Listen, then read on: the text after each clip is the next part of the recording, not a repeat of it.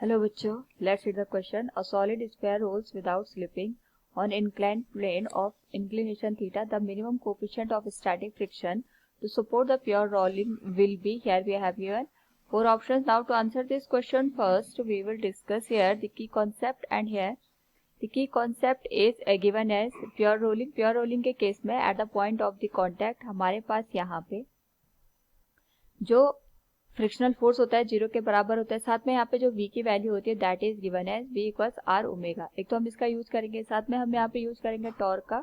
Torque हमारे पास होता है rotational force which is given as I into alpha. I moment of inertia, alpha is the angular acceleration. तो question में यहाँ पे एक सॉलिड स्फीयर दे रखा है which is rolling without slipping on inclined plane of inclination theta. तो सबसे पहले हम यहाँ पे इंक्लाइंड प्लेन को ड्रॉ कर लेते हैं। ये एंगल थीटा हो गया। यहाँ पे हमारे पास स्फीयर गिवन है, इसकी जो रेडियस है ये हम यहाँ पे कैपिटल आर के बराबर कंसिडर कर लेते हैं। नाउ इस पे लगने वाले फोर्सेस को अगर हम कंसिडर करें, सबसे पहले हम इसमें, क्योंकि रोलिंग यहाँ पे हो रही है तो ट्रांसलेशनल मोशन के साथ साथ यहाँ पे ये रोटेशनल मोशन भी कर रहा होगा। इस केस में सबसे पहले इसका जो ट्रांसलेशनरी मोशन है उसके करस्पॉन्डिंग हम यहाँ पे जितने भी फोर्सेस है उनको देखेंगे तो डाउनवर्ड डायरेक्शन में इसका जो वेट है mg वो एक्ट करेगा। अगर हम इसका मास स्मॉल m के बराबर कंसिडर कर लेते हैं, ये एंगल थीटा है तो हम इसके मास के दो कंपोनेंट करेंगे, एक आएगा mg cos थीटा, ये आएगा mg sin थीटा। अब क्योंकि ये डाउनवर्ड डायरेक्शन में मूव कर रहा है तो जो रोलिंग हमारे पास यहाँ पे हो रही है वो डाउनवर्ड डायरेक्शन में हो रही है। साथ में यहाँ पे जो फ्रिक्शनल फोर्स लगेगा इसके जस्ट अपोजिट यहाँ पे एक्ट करेगा। एंड साथ में हम ये भी देखेंगे कि हमारे पास जो इंक्लिनेशन यहाँ पे है, ये जो प्लेन है ये इस पे नॉर्मल रिएक्शन फोर्स लगाएगा इन अपवर्ड डायरेक्शन। तो यहाँ से हम एक चीज को लिख सकते हैं, दैट विल बी, इसका जो नॉर्मल रिएक्शन फोर्स है that will be given as mg cos theta के बराबर। This will be question number 1। और नाउ यहाँ पे हम एक और बात का ध्यान रखेंगे कि हमारे पास यहाँ पे जो सॉलिड स्फीयर है डाउनवर्ड डायरेक्शन में मूव कर रहा है तो इसका जो एक्सेलरेशन है डाउनवर्ड डायरेक्शन में हम a के बराबर लिखते हैं। तो यहाँ पे हमारे पास जो भी हॉरिजॉन्टल डायरेक्शन में फोर्स लगेगा उसके करस्पॉन्डिंग जो इक्वेशन बनेगी that will be given as ma equals mg sine theta minus frictional force F के बराबर, क्योंकि फ्रिक्शनल फोर्स मोशन के जस्ट अपोजिट लगता है तो ये आ जाएगा ma equals mg sine theta. Frictional force की वैल्यू आ जाएगी यहाँ पे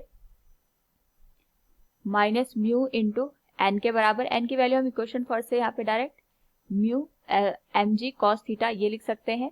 नाउ यहाँ पे m से दोनों साइड कैंसिलेशन कर लेंगे तो हमारे पास जो इक्वेशन बनेगी that will be given as a equals g sine theta minus mu into g cos theta के बराबर। This will be equation number 2। Now एक तो हमने ये देख लिया कि हमारे पास यहाँ पे ट्रांसलेशनल मोशन हो रहा है, दूसरा जो स्फीयर है ये रोटेशनल मोशन यहाँ पे परफॉर्म करेगा।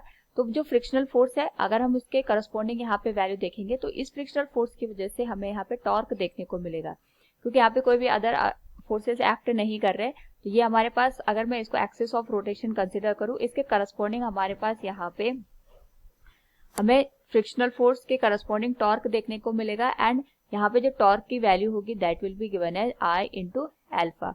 नाउ यहाँ पे अगर मैं बात करूँ, हमारे पास जो स्फीयर है इसका जो मोमेंट ऑफ इनर्शिया होता है about the axis passing through centre, this is given as 2/5 into m into R square. और जो अल्फा है अगर मैं इसको यहाँ पे रिप्रेजेंट करूँ in terms of the linear acceleration, जो कि हमारे पास a ऑलरेडी दे रखा है, हमने यहाँ पे इक्वेशन नंबर 2 से इसको फाइंड आउट किया, तो alpha will be given as a divided by r के बराबर। नाउ यहाँ पे हम इक्वेशन जो सेकंड है वहां से वैल्यू पुट कर सकते हैं। बेसिकली हमें यहाँ पे म्यू की वैल्यू कैलकुलेट करनी है, उसी के करस्पॉन्डिंग हम ये कैलकुलेशन यहाँ पे कर रहे हैं। तो हमारे पास वैल्यू आ जाएगी 2/5 into M into R square से आर का एक टर्म कैंसिल हो गया, आर के बराबर आ गया। और जो ए की वैल्यू है दैट विल बी गिवन है G sine theta minus mu into G cos theta के बराबर।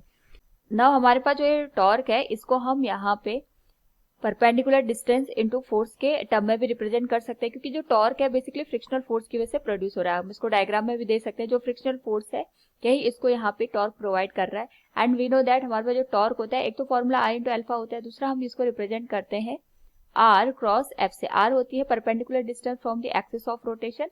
अगर ये एक्सिस ऑफ रोटेशन इसको हम कंसिडर कर रहे हैं तो यहाँ पे हमारे पास जो परपेंडिकुलर डिस्टेंस आएगी इसकी रेडियस के बराबर आएगी। और जो एफ है ये हमारे पास यहाँ पे फ्रिक्शनल फोर्स प्रोवाइड करेगा। So we can say it this will be given as R cross F. यहाँ पे हम सीधे इस वैल्यू को इस तरीके से लिख सकते हैं आर एफ साइन थीटा, और आर जो हमारे पास आएगा यहाँ पे ये कैपिटल आर के बराबर आएगा, एफ होता है म्यू इंटू एन के बराबर, एंड एन की जो वैल्यू है वो हम एम जी कॉस थीटा यहाँ पे लिख सकते हैं फ्रॉम द गिवन कंडीशन। तो वैल्यू आ जाएगी हमारे पास यहाँ पे सीधे 2 divided by M, 5 right hand side हो जाएगा 2/5 M into capital R into G sine theta minus mu G cos theta के बराबर। यहाँ से हम m और g जो है उसको कॉमन लेके उसको यहाँ पे कैंसिल कर सकते हैं, तो वैल्यू आ जाएगी हमारे पास r mu cos theta equals, हमारे पास राइट हैंड साइड आ जाएगा यहाँ पे 2/5, और ये जो वैल्यू है ये हमारे पास r के बराबर है, तो हम इसको सेम लिखेंगे r, यह आ जाएगा sign theta minus mu cos theta के बराबर। नाउ यहाँ पे r से अगेन हम r को कैंसिल कर सकते हैं, तो म्यू की वैल्यू आ जाएगी mu cos theta equals 2/5 sine theta plus 2/5 mu cos theta के। नाउ यहाँ पे हमारे पास जो साइन है ये नेगेटिव साइन आएगा, इसको हम यहाँ पे नेगेटिव साइन के साथ रिप्रेजेंट करेंगे, और जब ये लेफ्ट हैंड साइड चला जाएगा तो ऐड हो जाएगा, this will become 7/5 mu cos theta के, and this will be given as 2/5 sine theta. Basically हमें इसी म्यू की वैल्यू कैलकुलेट करनी है, तो 5 से 5 कैंसिल हो जाएगा, and this will be given as mu equals 2/7 sine theta by cos theta, ये आ जाएगा हमारे पास 10 थीटा के बराबर। So from the given question we can say here the correct relation will be option number D. Hope all understood it. Thank you and best of luck.